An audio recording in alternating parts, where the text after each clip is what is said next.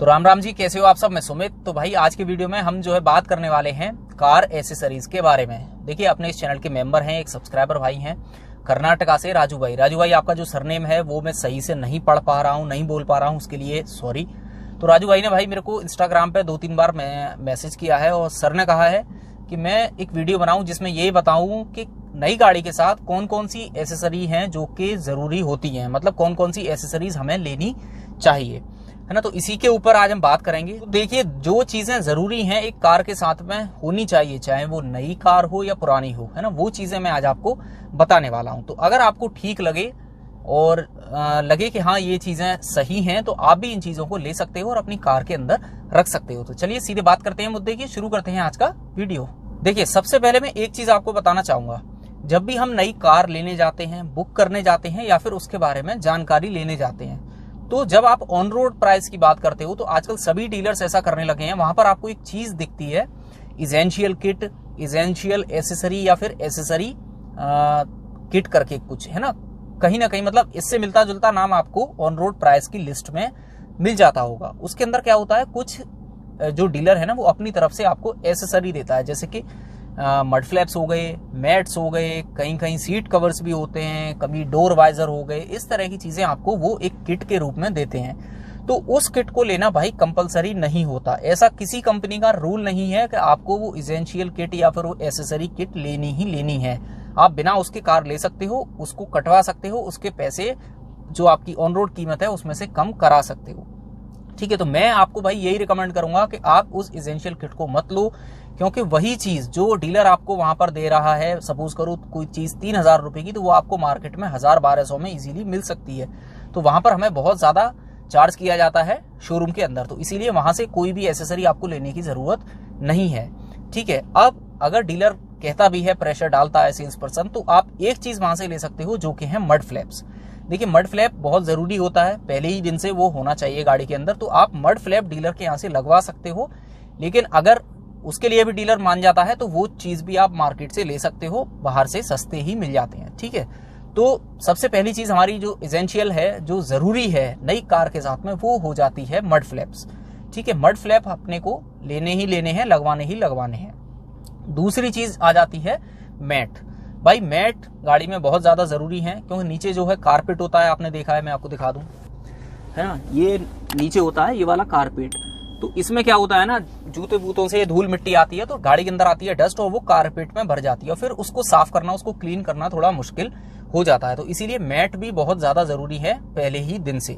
अब मैट में बहुत सारे डाउट्स हैं लोगों के, 5D ले लें, 7D ले लें, या फिर उसको बोलते हैं फ्लोर मैट वो कराना है, लेमिनेशन।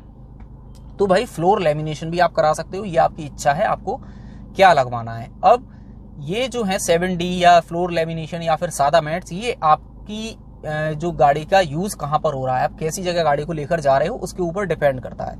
जैसे कि मैं अपनी बात करूं, भाई मेरा गांव में काम है, खेती का काम है, तो अगर आपका इस तरह का काम है या फिर आप एक कॉन्ट्रैक्टर हो, रोड्स वगैरह बनती हैं, तो आप साइड पर जाते हो जहां कीचड़ भी है, धूल भी है, मिट्टी भी है, अगर ऐसी जगह आपका आना जाना है, तो या तो आप फ्लोर लेमिनेशन करा लो, है ना, वो इजीली क्लीन हो जाती है, कपड़े वपड़े से धूल मिट्टी गीले कपड़े से और सूखे कपड़े से साफ कर सकते हो, या वैक्यूम क्लीनर से, या फिर आप 7D बेड्स लगा सकते हो। 7D बेड जैसे मैंने ये वाले इस तरह के आप लगवा सकते हो। उससे क्या है, देखो आपको दिख रहा होगा, चारों तरफ से जो है कारपेट अपना कवर हो जाता है ना, जो भी धूल मिट्टी होगी वो बीच में होगी, आप मैट को निकालो, हिला दो, धो दो, साफ कर दो, सुखा के फिर रख दो, है ना। तो ये वाले मैट भी आप लगवा सकते हो।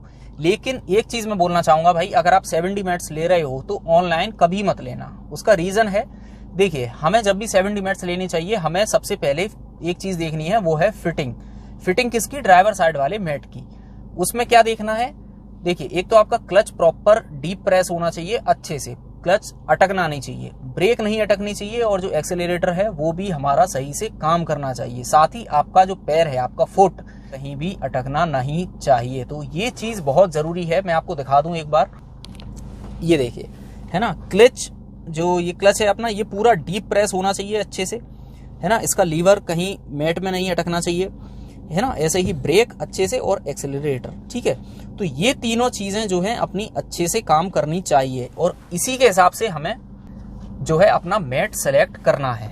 अगर फिटिंग अच्छी है, तीनों चीजें अच्छे से काम कर रही हैं, तो उस मैट को आप अपनी गाड़ी के लिए ले सकते हो। बाकी सब जगह फिटिंग हो जाएगी, लेकिन जो मेन चीज होती है वो ड्राइवर सीट की होती है, ड्राइवर साइड वाले मैट की। तो ऑनलाइन मत लो, 70 मैट्स मैं रिकमेंड नहीं करूंगा। ठीक है, तो अपना मड फ्लैप हो गए, अपना मैट हो गए, ये दो चीजें बहुत ज्यादा जरूरी हैं। और मैट में नॉर्मल मैट्स किसको ले लेनी चाहिए भाई? देखो, अगर आपका शहर में ही काम है, घर से ऑफिस, ऑफिस से घर, कभी मॉल घुमाए, मार्केट घुमाए, है ना, धूल मिट्टी डस्ट कीचड़ वगैरह में जाना ही नहीं है, तो आप सादा मैट ले लो, 1000 रुपए 1200 रुपए वाले, वो ही ठीक है। उससे ज्यादा करना ही क्या है ना, वो आपके लिए सफिशियंट है, उससे ज्यादा पैसे डालने की जरूरत नहीं है। अब तीसरी चीज आती है भाई सीट कवर्स की, जो कि मैंने लगवाए हुए हैं। तो भाई सीट कवर मैंडेटरी नहीं है। देखो हम क्या करते हैं, खैर मैंने भी किया हुआ है, सीट कवर लगवा लिए, अब ये खराब हो जाएंगे तो मैं इनको निकलवा के दूसरे सीट कवर लगवाऊंगा। तो जो हमारी ओरिजिनल सीट आई थी कंपनी से, वो यूजलेस रही, मतलब हमने उसको यूज ही नहीं किया। तो अगर आपकी गाड़ी का फैब्रिक ठीक है, या फिर लेदर की सीट्स आई हैं आपकी गाड़ी में, तो सीट कवर की जरूरत नहीं है। उसमें आप क्या कर सकते हो, जब आपका ओरिजिनल सीट का जो फैब्रिक है या लेदर है वो जब गंदा हो जाए, थोड़ा खराब सा हो जाए ना, उसके बाद उसके ऊपर आप सीट कवर चढ़वा लो तो भी चलेगा। मतलब ये जरूरी नहीं है कि आप नई गाड़ी लेकर आओ और सीट कवर्स में तुरंत पैसा डालो। ये आपकी पर्सनल चॉइस है, या आपकी इच्छा के ऊपर है, आपको लगवाने हैं या बाद में लगवाओगे। तो तीसरी चीज आती है भाई, वो है अपना डैश कैम। ये देखिए, ये है डैश कैम जो कि मैं यूज कर रहा हूँ भाई। ये बहुत ज्यादा जरूरी है। क्यों भाई? इतनी ज्यादा पॉपुलेशन है अपने यहाँ, इतनी ज्यादा व्हीकल, अगर कल को रोड पर आप चल रहे हो, अगर कोई बात हो जाती है, तो आप अपने आप को प्रूव कैसे करोगे? उसके लिए ये बहुत ज्यादा जरूरी है। तो डैश कैम हर गाड़ी में होना चाहिए पहले दिन से। मैं तो ये कहता हूँ, ये नियम होना चाहिए गवर्नमेंट का कि भाई गाड़ी में डैश कैम लगाकर ही दे कंपनी। ये जरूरी है बहुत ज्यादा। अब डैश कैम कौन सा लें भाई? देखो, फ्रंट का डैश कैम सफिशियंट है, रियर वाले की जरूरत अपने को इतनी नहीं है। अगर पीछे से भी कुछ बात होगी, कोई ठोकेगा ना, तो इम्पैक्ट इस कैमरे में रिकॉर्ड हो जाएगा और आप दिखा सकते हो कि भाई मेरे सामने कोई नहीं था, इस समय पर गाड़ी ठोकी है, पीछे से ठोकी है, मेरी गलती नहीं है। बाकी अगर आपको पीछे का लगवाना है तो आप लगवा सकते हो, लेकिन फ्रंट का 100% जरूरी है। अब फ्रंट वाला जब भी आप डैश कैम लो तो भाई जीपीएस वाला लेना, ये भी मैं कहूंगा। क्यों? क्योंकि देखो, उसमें आपकी एक तो वीडियो के साथ में नीचे लोकेशन आती रहती है, लोकेशन भी सेव हो जाएगी, साथ में आपकी कार की क्या स्पीड थी उस मोमेंट पर जब आपको उस वीडियो की जरूरत पड़ रही है, किसी को प्रूफ देना है ना, प्रूफ दिखाना है, तो वहां पर आपकी स्पीड भी आ जाएगी, साथ में लोकेशन भी आ जाती है। अगर कल को कोई ये बोले भाई ये उस जगह की बात नहीं है, ये कहीं और का वीडियो है, तो आप उसकी लोकेशन के हिसाब से बता सकते हो भाई ये वीडियो वहीं का है, अपने आप को प्रूव कर सकते हो। तो हमेशा जीपीएस वाला कैमरा जो है डैश कैम लेना जब भी लो, ठीक है। बाकी मैं जो यूज कर रहा हूँ उसका नीचे लिंक दे रहा हूँ, अगर ये वाला आप लेना चाहो तो ले सकते हो। अगली चौथी जो चीज आ जाती है भाई, वो है कार का मोबाइल चार्जर। ठीक है, देखो कार का मोबाइल चार्जर बहुत ज्यादा जरूरी है। क्यों? अगर आप कहीं से आ रहे हो या कहीं जा रहे हो, लेट हो गए, जाम लग गया, फंस गए, मोबाइल आपका डिस्चार्ज हो गया, तो कैसे कांटेक्ट करोगे? उस कंडीशन में भाई मोबाइल चार्जर की बहुत ज्यादा जरूरत होती है। इसलिए एक अच्छा मोबाइल चार्जर जो कि अच्छे से जल्दी से आपके मोबाइल को चार्ज कर दे, ऐसा मोबाइल चार्जर अपनी गाड़ी के लिए ले लेना। अगली जो भाई चीज है, जरूरी चीज पांचवी, वो है कार का मोबाइल होल्डर। देखिए मेरे पास दो मोबाइल होल्डर हैं, एक ये वाला और एक ये वाला।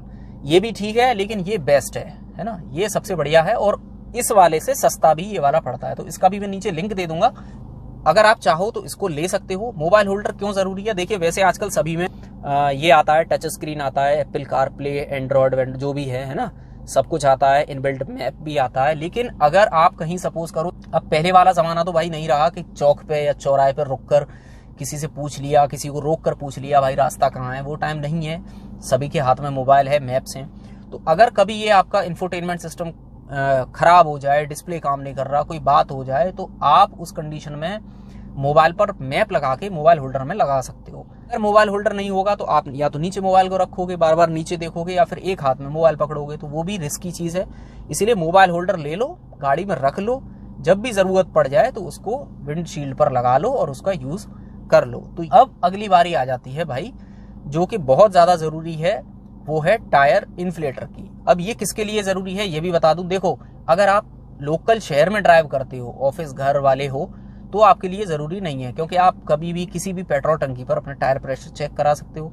लेकिन अगर आपकी रनिंग शहर के बाहर है, आप घूमना फिरना पसंद करते हो, ट्रैवलिंग आपको पसंद है, या फिर आप अक्सर किसी बिजनेस ट्रिप पर रहते हो गाड़ी से शहर के बाहर, है ना, तो उस कंडीशन में भाई आपके लिए टायर इन्फ्लेटर बहुत ज़्यादा ज़रूरी है। देखो, रात में अगर हवा निकल जाए, पंक्चर हो जाए, कोई बात हो जाए, तो कहाँ दुकान देखोगे, कहाँ से हवा डलाओगे? तो इसलिए टायर इन्फ्लेटर अपनी गाड़ी में रखा करो। टायर इन्फ्लेटर भाई दो तरह के आते हैं, एक जो कि वो इलेक्ट्रॉनिक वाला होता है, जो कि इसमें, है ना, देखा होगा आपने, पोर्ट पे लगा देते हैं और वो अपने आप जो है गाड़ी में टायर में हवा भरना शुरू कर देता है। दूसरा होता है मैनुअल वाला, जिसको पैर से दबाते हैं, वो भी देखा होगा आप लोगों ने, और उससे हवा भर जाती है, उसमें भी मीटर भी आता है। तो मैं जो यूज कर रहा हूँ वो मैनुअल वाला है भाई। 5-7 बार पैर से दबाओ, 10 बार हवा भर जाती है बड़े आराम से, बढ़िया तरह से, है ना। लेकिन अगर डिजिटल वाला, वो इलेक्ट्रॉनिक वाला आपको लेना है तो आप उसको भी ले सकते हो। उसमें क्या है, गाड़ी स्टार्ट करो, उसको लगा के रखो, फिर काफी समय भी उसमें लगता है, बहुत धीरे धीरे वो हवा डालता है, महंगा भी आता है। तो अगर आप इलेक्ट्रॉनिक वाला लेना चाहते हो तो ले सकते हो। बाकी जो मैं यूज कर रहा हूँ मैनुअल वाला, उसका मैं नीचे लिंक दे दूंगा, तो आप उसको भी जाकर खरीद सकते हो।